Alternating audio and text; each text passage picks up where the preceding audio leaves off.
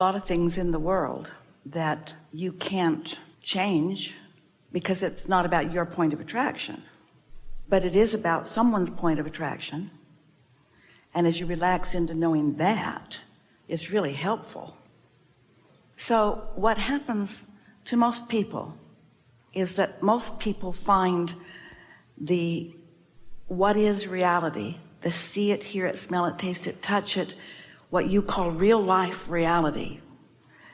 You find it so compelling that most of your vibrational offering is in response to what you are observing. So sometimes some of you make a decision to come into a physical body with a strong determination to not be so easily adjusted by other mortals, to not be so easy to be contoured into their specific idea of how someone who lives here should be. They just be outside of that. Sometimes they are autistic, sometimes they're gay, where the majority would prefer it to be otherwise, but the majority doesn't get to decide. Every consciousness coming forth is making those decisions and never ever in error. So those who have the good fortune really of getting to be up close and personal with that, as it helps you with this one understanding, your point of attraction is your point of attraction, and you get to choose it. And I, of course, am going to observe it. But here's the question. Am I going to observe it from my human standpoint, who sort of tends to think that we should just get everybody to be just alike and then we'd all be happier on this planet if we could get everybody to just agree with everything? This is the way we live, this is the way we walk, this is the way we dress, this is who we love, this is what we do, this is how much we earn, this is what we do or don't do. And if we could just get some rules out there that everybody agrees with, all expansion would cease. It would be so boring. In other words, you think you want that, but you really don't. So sometimes those come forth that prove that point to you. You can experience me and observe me from your human standpoint, which is wanting to change me so that you'll feel better, or from your non-physical standpoint, which is to understand that here I am and my differences are choices that I have made. And in allowing yourself resonance with your inner being, a much, much, much further understanding, not just of life around that, but a life around everything. There is only now. Ta-da. There is only now. And so we suggest you do it now, because now is when your inner being is loving them. You see, here's something that sometimes you don't know. We really want to remind you of this. As you are conscious in a moment in time and space, as you're conscious here, your inner being is right there with you in the moment, with the stuff and the thoughts and the desires. In other words, your inner being is there with your inner being's perspective on it. And how you feel is how you know how blended your perspective is or not blended your perspective is. So if you're looking at a situation like this needs to be changed and I don't know what to do, you're going to feel lost and vulnerable and empty because your inner being doesn't feel like that. But when you just love, well, that's what your inner being does. Love and appreciate and anticipate and knows value and applauds decisions and honors intentions, and most of all knows the value of diversity. It isn't easy, even when you have strong decisions coming in, to hold yourself in that vibrational alignment with inner being when there are so many humans who are observing you. Because when you walk into a room as that bag of marbles that we talked about, and there are a bunch of other people in that room, their attention to you doesn't go unnoticed by you. And so it's easy under all conditions to calibrate to what others around you think. It's just less easy for those strong determination to be influenced away from what they really know. It takes a lot of people trying to change them or people worrying about them. And really the most important thing that we want you to hear is that whatever you choose to do or not do, we want it to be because you care about your calibration to your source, not because you're trying to be the law of attraction for somebody else. That's the thing that is so interesting.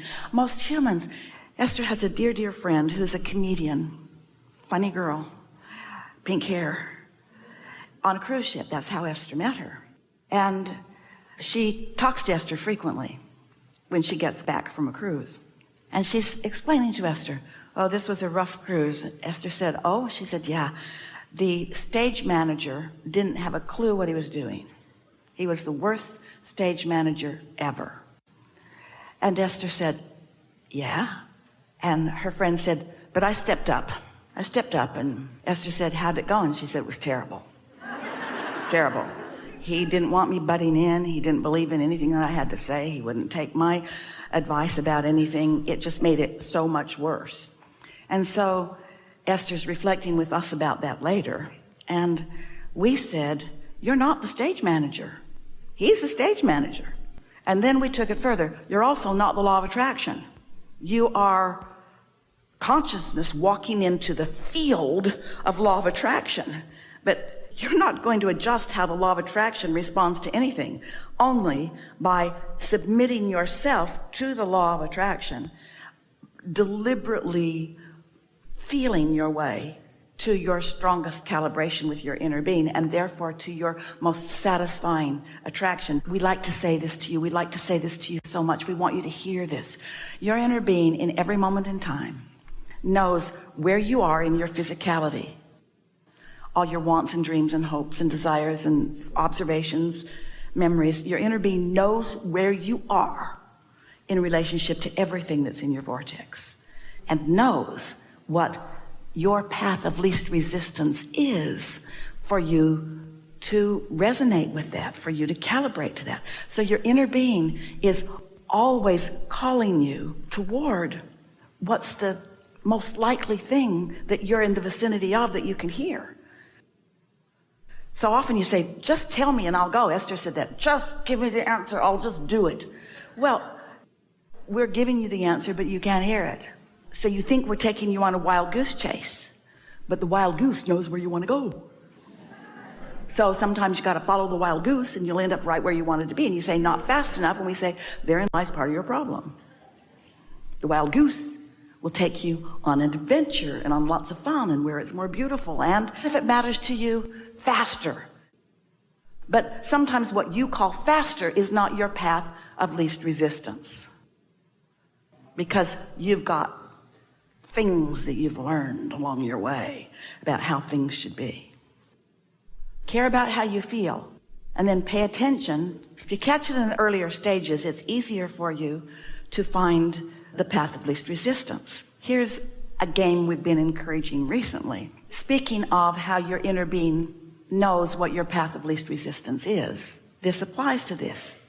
Remember we said earlier that most of you are offering most of your vibrational offering in response to what you're observing. So as you're standing in an attitude of wanting to calibrate, and since you are sort of practiced observers, then decide to look for existing matches, meaning matches that feel good. Existing matches, matches to what? Matches to your inner being. Look for existing matches in your what you're observing. Easy matches. Look for easy existing matches.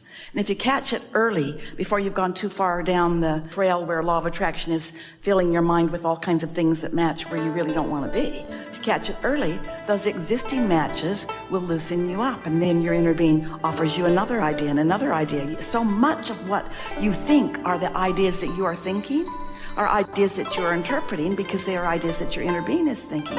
You can't tell who thought the thought, and it doesn't matter who thought the thought. And the best thing in the whole world is to be so blended with your inner being that you're thinking thoughts together. asking, answering, asking, answering, asking, answering, asking, answering, asking, answering. That's just the best dynamic in the world. A lot of you are doing that. You just don't know it, or you don't want to give yourself credit to. You want to be humble and separate. You don't want to be humble and separate. You want to be connected and clear-minded and the lover that you are born to be.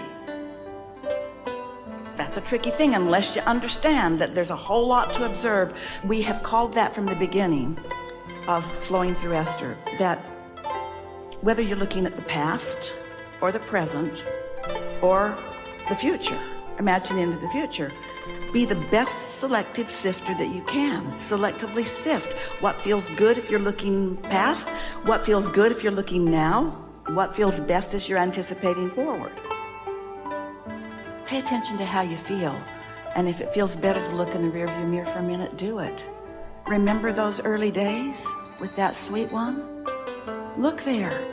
That's when that one was more stable in the decision made to be here. Look there and remember what that felt like. The certainty of it. The certainty of it. There was no confusion in your mind, not until other people started worrying you or giving you thoughts that felt worrisome when you joined them. We want so much to say this in a way that you can hear it. It is not difficult to feel good. You just gotta wanna. You just gotta wanna. And then you gotta practice feeling good rather than playing to the crowd. There's a lot of what is-ism going on in this world. That is the thing, and that's why this conversation is so good here today. That is the thing. Awareness of what is the thing that stands in the way of you living the life that you want. Because when you play to the crowd, oh, they want so many different things from you. You know, some of them want you to suffer. Some of them expect you to suffer. Some of them feel competitive with you, and you don't want to thrive too much. It upsets them. In other words, you can't calibrate to humans. You can appreciate them and love them and co-create with them, but you want to calibrate to your vortex. When you match in my body, in my now, when I match what's in the vortex where my inner being is, now my body and my now are blended and a perfect match to what's in the vortex where my inner being is, and then that must be my manifested experience. It is law. Has to be. That's all there is to it. That's all there is to it. So that's why this existing matches to what? How my inner being sees whatever I'm looking at. And if when I look at it I don't feel good, change the subject, because that's too much work for now. And if I pick something else and it doesn't feel good, get off of that too. But we promise you there are existing matches where you and your inner being are just like this. It's like savoring it with your inner being. It's not hard to feel good, but it does take focus. We're asking you to find existing matches to what's in the vortex. That's how you have what you want. That's how it comes. You're brilliant. You understood that. You've been coming along in this leading edge conversation today in a remarkable flow. We are exhilarated about what has happened here, and we're eager about your realization of what happened here. You shifted. Your point of attraction is different. Connect the dots, connect the dots, connect the dots, connect the dots, connect the dots. There is great love here for you. And for now, we are complete. Really good.